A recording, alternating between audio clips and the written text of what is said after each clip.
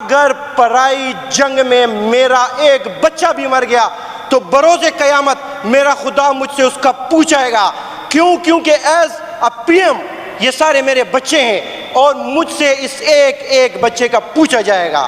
تو اگر اس میں اتنی غیرت ہے, اس کو اپنے ایک ایک بچے کا اتنا خیال ہے, ساتھ میں وہ یہ کہتا ہے کہ افغانستان میں جنگ چل رہی ہے, کس کی چل رہی ہے, کہاں سے چل رہی ہے, سب کو ہر چیز کا پتہ ہے. پرائے جنگ میں میرے بچے ایندھن کیوں بنے؟ سریر صاحب ڈی جی نیب کے پی سے رابطہ کریں اور کل 12 بجے میرے ساتھ ان کی میٹنگ ادھر فکس کریں. پھر اس کو پہلے میں ایک مرتبہ ان کے ساتھ ڈاکٹر امجد صاحب میٹنگ کر لوں, پھر اس کے بعد ہم دیکھتے ہیں کہ آگے ہم کس, ان کو بھی میں سن لوں کہ انہوں نے کیوں وائلیٹ کیا, جو ایم او یو ہمارے ساتھ ہوا ہے اس ایم او یو کی وائلیشن کیوں ہوئی ہے. باتیں تو یہاں ہوں گی, یہاں فیلڈ مارشل صاحب پہ بھی باتیں ہوں گی, وہ بھی اس ملک کے آرمی کے ہیڈ ہیں. یہاں ایئر فورس کے اوپر بھی بات ہوگی, نیوی کے اوپر بھی بات ہوگی, بیوروکریسی کے اوپر بھی بات ہوگی, باقی اداروں کے اوپر بھی بات ہوگی. اس کا یہ مطلب تو نہیں ہے کہ وہ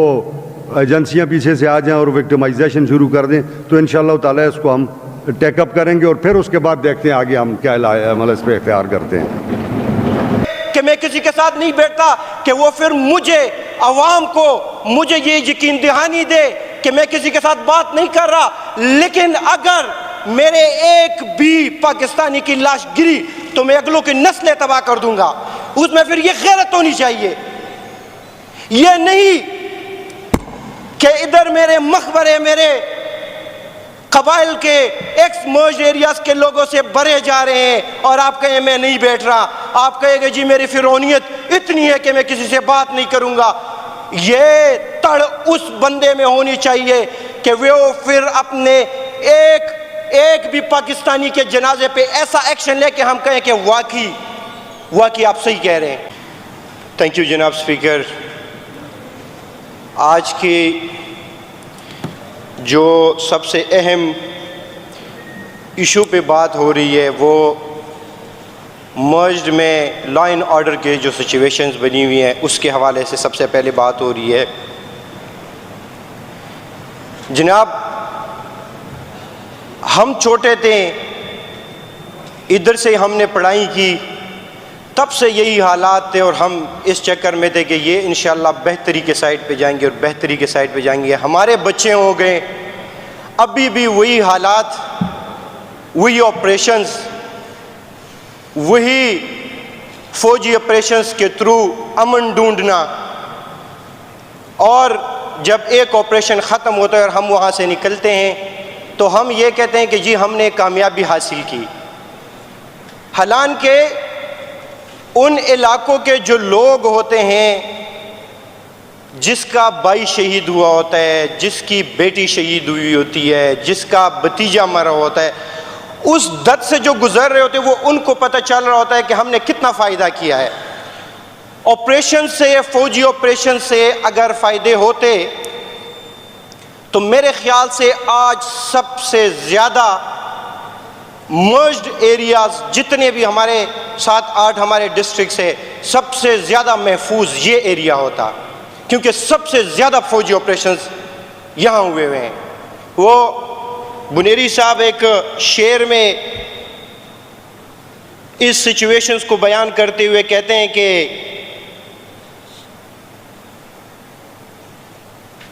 پورا صدی جنگ وشو د تباہی جنگ وشو, پورا صدی جنگ وشو د تباہی جنگ وشو, یو وی ما وگٹو بل وی ما وگٹو, سو کوئی انگریز وگٹو سو کوئی ملا وگٹو, یو لیونے ناس دے دغه خبری اوری د دیو مازغه خراب دی, جنگ سو گٹلے نشی پا جنگ کے گٹا نشتا, جنگ سراسر تاوان دے, کمو یقین نرازی دا کنڈ رنڈ شمار کئی, دا یتیمان را شمار کئی, دا لنگ کورون شمار کئی, او دا برباد زلون شمار کئی. کچرتا دا گٹوی نو تاسو گٹا وکڑا, دیشتوم سرو خوڑو یو نوے جنگ شروع کئی چھ نورا گٹا وکئی. تو اسپیکر صاحب ہمیں اپنے لیڈر سے کیوں اتنا پیار ہے؟ جناب عمران خان سے ہمیں اتنا پیار کیوں ہے؟ یہ باقی سارے بھی لیڈران ہیں، چیف آف آرمی سٹاف بھی جو ہے وہ آپ سمجھے کہ اسی مٹی کا بچہ ہے۔ آج ہم اگر عمران خان کے پیچھے کھڑے ہیں تو اس کی سب سے بڑی وجہ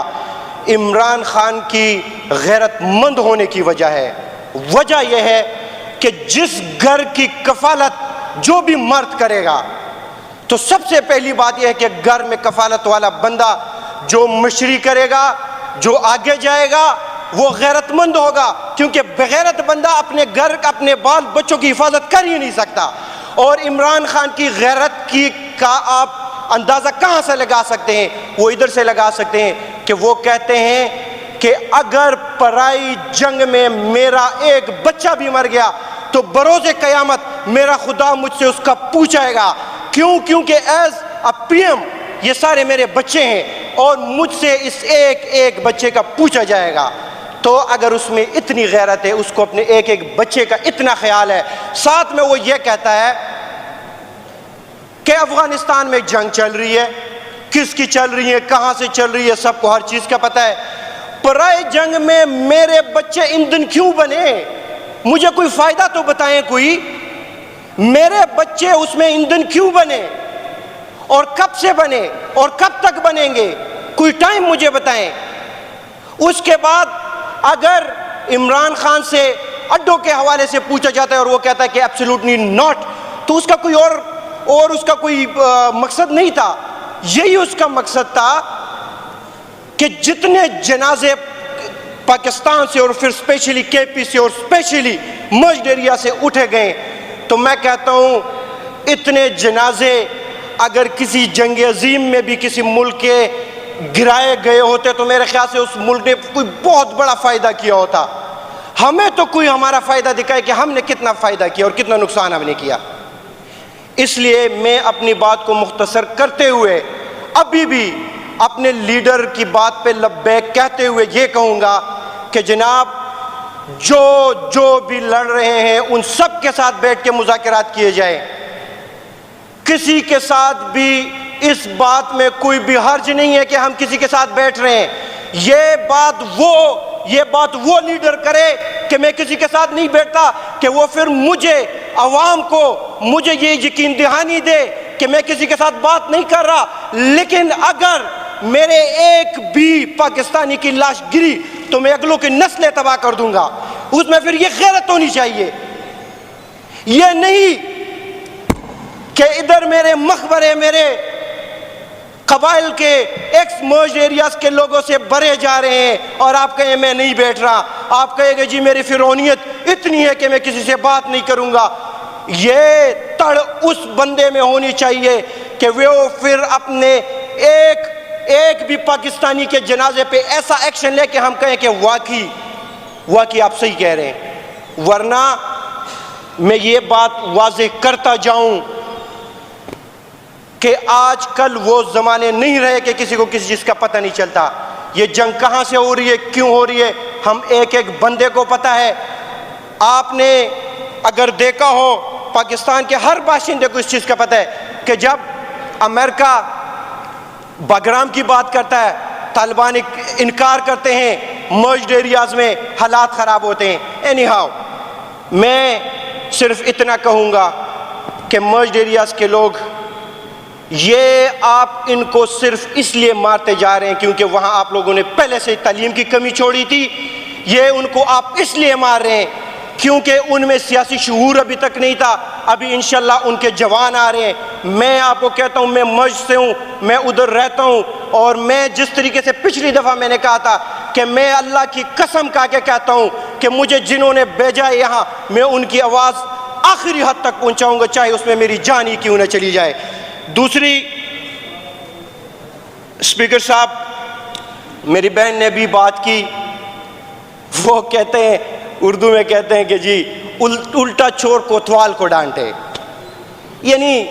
آپ طنز بھی ایسا کریں کہ کوئی دیکھنے والا کم سے کم آپ کو یہ کہے کہ واقعی آپ کوئی تعلیم یافتہ ہے، واقعی آپ قانون ساز اسمبلی میں بیٹھے ہوئے ہیں، واقعی آپ کی یہ بات آپ ایک سائڈ سے کہتے ہیں کہ جی 15 اور 20 اور 1 مہینہ ہو گیا اور آپ کابینہ نہیں تشکیل دے رہے ہیں، دوسری طرف آپ قانون کی دھجیاں اڑا رہے ہیں۔ یہ تو ہر سی ایم کا حق ہوتا ہے کہ وہ کسی بھی ٹائم جا کے جیل میں کسی سے مل سکتا ہے، لیکن وہ بات چھوڑیں، اس بیچارے نے تھرو پراپر چینل پنجاب کو لیٹر لکھا، سی ایم صاحب نے تھرو پراپر چینل فیڈرل کو لیٹر لکھا، اس کو بھی مد نظر رکھتے ہوئے آپ دیکھیں کہ اس کے بعد وہ چلا گیا، وہ کورٹ گیا، اور کورٹ میں چیف جسٹس خود بیٹھے ہیں اور وہ کہہ رہے ہیں کہ جی سی ایم صاحب کو جو ہے نا اس کی ملاقات کروائی جائے۔ اور اس کے بعد بھی میں ٹاک شوز پہ دیکھ رہا ہوں، کچھ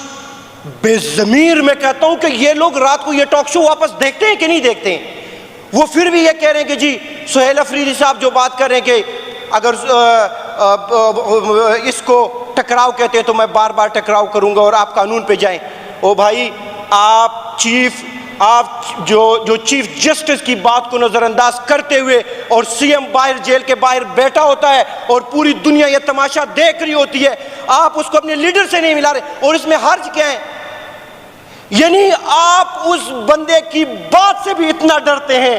اتنی آپ میں ڈر ہے اس بندے کی کہ اس کے ساتھ اس کے سی ایم کو ملانے کو بھی آپ ایک بہت بڑا ایک پتہ نہیں دھماکہ سمجھتے ہیں، یہ کیا سمجھتے ہیں؟ اینی ہاؤ، میں یہ کہتا ہوں کہ اگر کوئی تھوڑی سی بھی شرم و حیا رہتی ہے تو کل سی ایم صاحب انشاءاللہ جائیں گے اڈیالہ جیل۔ میں ادھر سے یہ کہتا ہوں کہ جو گئے گزرے وہ چپے تو چھوڑیں، اگلے والے ہم شمار کریں گے کہ آپ قانون پہ کتنا ڈیپینڈ کرتے ہیں اور آپ کتنے قانون ساز ہیں۔ اس کے ساتھ اسپیکر صاحب میری لاسٹ ایک ریکویسٹ ہے، اور میرے خیال سے یہ آج پورے پختونوں کے سائڈ سے جو ہے نا یہ آواز ہے، ہم یہ نہیں کہتے کہ آپ افغانستان کے باشندوں کو یہاں سے نہ نکالیں جن کے پاس ویزے نہیں ہیں یا جو غیر قانونی طور پر یہاں رہ رہے ہیں، آپ نکالیں، لیکن کوئی بھی بندہ ایسا نہیں کرے گا کہ اپنے ساتھ اپنے گھر میں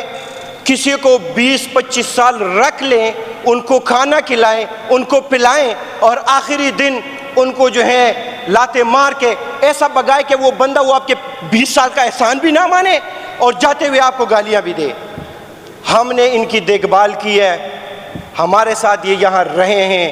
ہمارے ساتھ ان کے بچے پیدا ہوئے، وہ بڑے ہوئے، ان کے بچوں کے بچے پیدا ہوئے ہیں یہاں۔ میں یہ کہتا ہوں کہ اسلام کا تقاضا ہے، بین ایز اے پاکستانی ہونے کا تقاضا ہے کہ ان کو ٹائم دے، ان کو طریقے سے بلائیں۔ ان کو اعزاز دینے کے لیے ایک بریگیڈیئر لیول کا آفیسر، ایک ہمارا چیف یہ ہمارے کمشنر کے لیول کا آفیسر، اور ساتھ میں خیبر کا ڈی سی، وہ ساتھ جائیں اور بارڈر کے پاس طورخم میں ان سے مصافحہ کر کے ان سے معافی بھی مانگے، ان کو یہ بھی بتائیں کہ ہم نے آپ کو اتنا سال پالا پوسا، آپ جائیں، آپ کاغذی ڈاکومنٹڈ وہاں سے دوبارہ تھرو پراپر چینل ہمارے لیے اپلائی کریں۔ ہمارے سائڈ سے اگر آپ کو ویزا اپلائی ہوگا تو آپ دوبارہ آئیں، ہم آپ کو پھر سے ویلکم کرتے ہیں، اور ابھی کے لیے ہم معذرت خواہ ہیں کیونکہ آپ بغیر کاغذات کے ادھر نہیں رہ سکتے۔ جس طریقے سے نکالا جا رہا ہے، تو میں آپ کو یہ ایک بات بتاؤں، اسپیکر صاحب جو ابھی تک جو نفرت کی آگ بھڑک رہی ہے، آپ یقین مانیں، مجھے کوئی لاتے مار کے اگر میرے گھر سے نکالے، وہ میرا ابا ہی کیوں نہ ہو، خدا کی قسم میں جب تک زندہ ہوں گا میرے لیے اس کی جو ہے نا وہ نہیں، میرے دل سے نہیں نکلے گی۔ تھینک یو جناب، تھینک یو۔